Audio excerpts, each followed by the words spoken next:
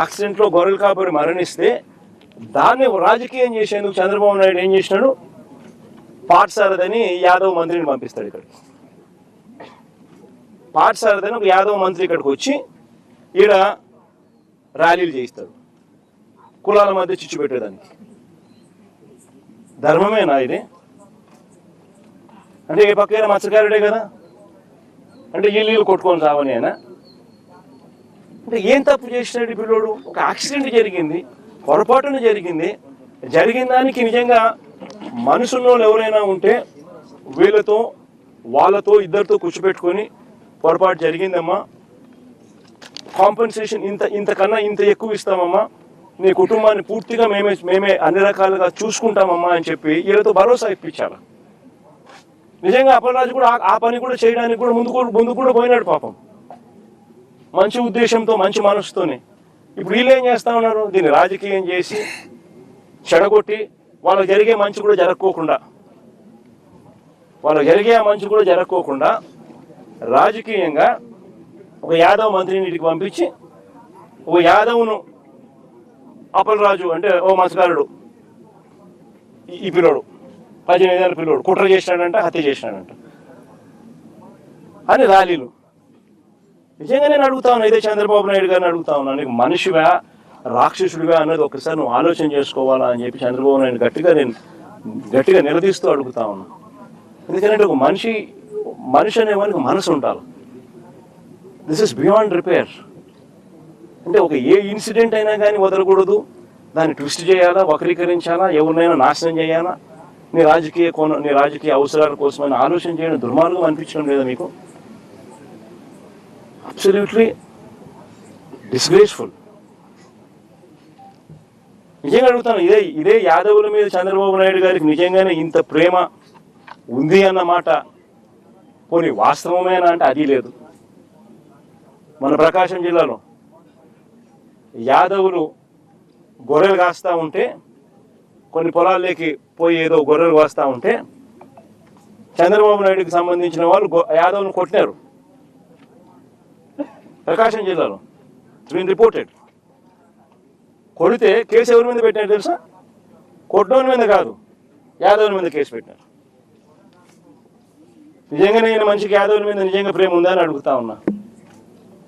Visakhapatnam mayor, మొట్టమొదట Yadava mayor చరిత్రలో ఇంతవరకు ఎప్పుడు విశాఖపట్నం మేయర్గా ఒక యాదవ కులస్తుడు ఎప్పుడు మేయర్ కాలా.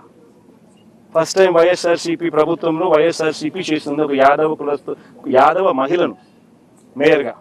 ఈయన ఏం చేశాడు చంద్రబాబు నాయుడు? ఆయనకు నెంబర్స్ లేకపోయినా ప్రలోభాలతో ఏం చేసినాడు, ఆమె దింపేసినాడు. ఇదే యాదవుల మీద ప్రేమ?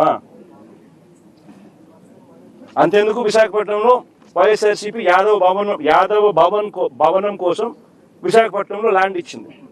ఆ ల్యాండ్కు శంకుస్థాపన చేసినారు, పనులు కూడా ప్రారంభమైనాయి. చంద్రబాబు నాయుడు వచ్చినాడు, క్యాన్సిల్ చేసినాడు.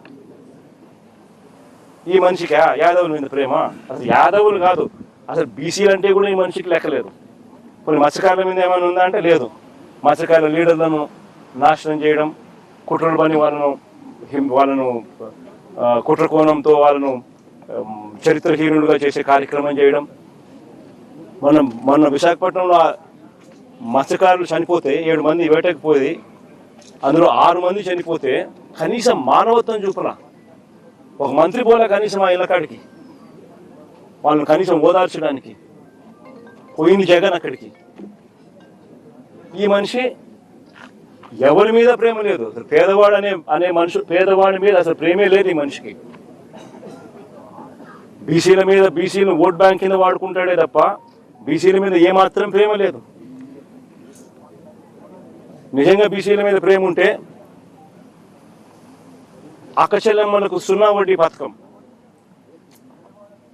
అందరికన్నా నష్టపోయేది బీసీలే, బీదోళ్ళే. ఎలక్షన్ మేనిఫెస్టో ఒకసారి చూడండి. 0 వడ్డీని 3 లక్షలు కాదు 10 లక్షలకి పెంచి చేస్తానని చెప్పి 0 వడ్డీ ఇస్తానని చెప్పి మేనిఫెస్టోలో కనిపిస్తుంది. 2 ఏళ్ళు అయింది, 3వ సంవత్సరం. ఇంతకు ముందు ఇస్తా ఉన్న 0 వడ్డీ ఇప్పుడు కూడా రద్దు చేసినాడు. పొదుపు సంఘాల రుణాలు తగ్గిపోయినాయి. 20,000 చిల్లర కోట్ల నుంచి వైఎస్ఆర్సీపీ ప్రభుత్వ హయాంలో 49,000 కోట్లకు మేము తీసుకొని పోతే ఈ ప్రభుత్వం వచ్చిన తర్వాత చంద్రబాబు నాయుడు గారి హయాంలో 49,000 కోట్ల నుంచి పొదుపు సంఘాల రుణాలు ఈరోజు తగ్గిపోయి 49,000 నుంచి 30 చిల్లర కోట్లకు వచ్చింది. 39,000 ఎంతో తగ్గిపోయి. చేయూత లేదు, ఆసరా లేదు, సున్నా వడ్డీ లేదు. గతంలో వైఎస్ఆర్సీపీ హయాంలో ఉన్న పథకాలన్నీ రద్దు. ఫీజు రీయింబర్స్మెంట్ బకాయిలు దాదాపుగా 9,000 కోట్లు ఉన్నాయి. విద్యా దీవెన, వసతి దీవెన బకాయిలు. పిల్లలు చదువులు మానేస్తా ఉన్న పరిస్థితులు, చదువులు చదవలేక అందరికైనా నష్టపోయేది బీసీలే. ఈయన బీసీల గురించి మాట్లాడేది. మత్స్యకారుల కోసం వైఎస్ఆర్సీపీ ప్రభుత్వ హయాంలో మత్స్యకారుల కోసం ఎప్పుడూ జరగని విధంగా 10 ఫిషింగ్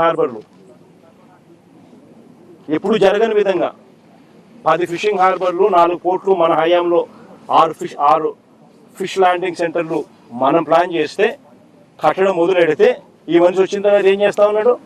ఇదే శ్రీకాకుళం జిల్లాలోనే మూలపేట పోర్టు ఎవరు మొదలుపెట్టినారు? ఇదే శ్రీకాకుళం జిల్లాలోనే బోడగట్లపాలెం, మంచినీళ్ళపేట ఫిషింగ్ హార్బర్లు ఎవరు తీసుకొచ్చారు? వైఎస్ఆర్సీపీ ప్రభుత్వం. ఈయన ఏం చేస్తా ఉన్నాడు? స్కాములు చేస్తూ దానికి అమ్మకానికి పెట్టినాడు. స్కాములు చేయడం కోసం స్కాములు చేస్తాడు. పోర్ట్లు అమ్మకానికి, ఫిషింగ్ హార్బర్లు అమ్మకానికి, మత్స్యకారుల జీవితాలను సర్వనాశనం చేయడానికి కోసం ఈ మనిషి రెడీగా ఉన్నాడు.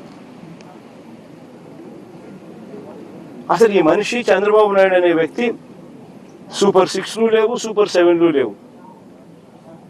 ఎన్నికలప్పుడు బాండ్లు ఇచ్చినాడు. ప్రతి ఇంటికి పోయి బాండ్ ఇచ్చినాడు. పిల్లడు కనపడితే ఏమన్నాడు?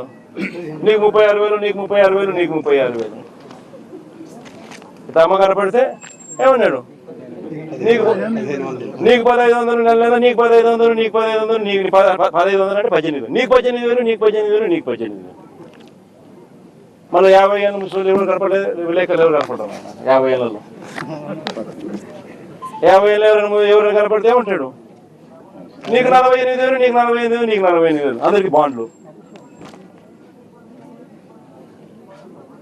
అమ్మఒడి 15,000 కదా దేవుడు ఎరుగు, అందరికీ ఇస్తాను కదా దేవుడు ఎరుగు. 9,000, 8,000, అది కూడా ఫస్ట్ సంవత్సరం ఎగరకొట్టి. నోరు తెరిస్తే అబద్ధాలు, చేస్తేదంతా మోసాలు.